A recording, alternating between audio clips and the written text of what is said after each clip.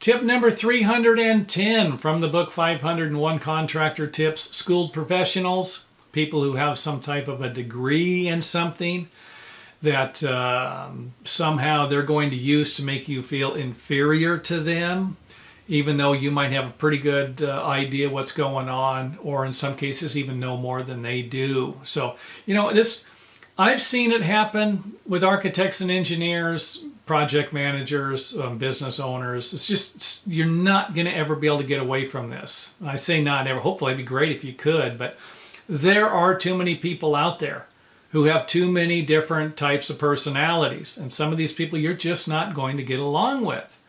And those are the people, again, I can't stress this enough, try and avoid doing business with them in the future. Once is usually enough. Unless you're making a lot of money, then yeah, you might be able to tolerate this stuff, whatever they say, or you can blow it off. I don't consider it to be too big of a problem. An architect or an engineer, they might ask me for advice in private, and then when we're in some type of a construction meeting, act like it was their idea. Whatever, I kind of blow it off. It's not unless it gets out of hand, I might say something, but I can't think of too many times when I have, because there was just too much money at stake for me.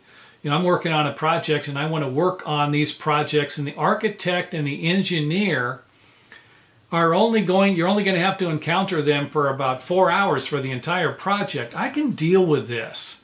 If it's someone else that I'm working for, or someone who's working for me, or another contractor, project manager, that might be a different story. Someone you're in contact with all the time, but someone who owns the company and views you as a worker, you're just over there. You're kind of just get your job done and don't talk to me. We're not going out on my boat together, so don't get get ahead of the cart, apple or the horse ahead of the cart here.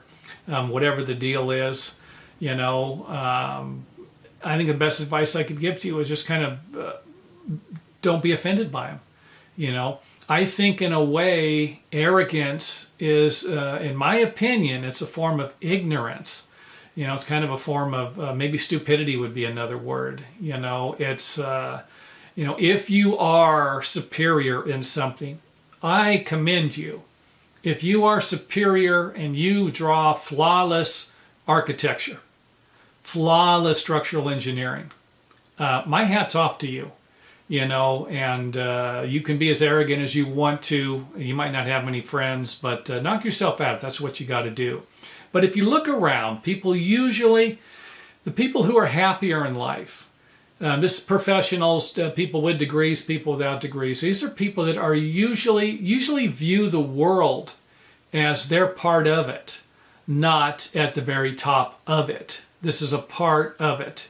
If I own a business and people are working for me, and then other people are buying products from me, you can actually look at this in a way to where you need everybody throughout this whole food chain. You need the people buying products from you. You need the people creating the products for you and running your business or helping you run your business. And the people who seem to have better attitudes, healthier attitudes on that, who view people as part of the team and not as their personal slaves, really seem to be happier and really have more fulfilling lives. And that's really what life is all about. It's not about how much money you have. I can guarantee you that. It's just not going to make you happy all the time.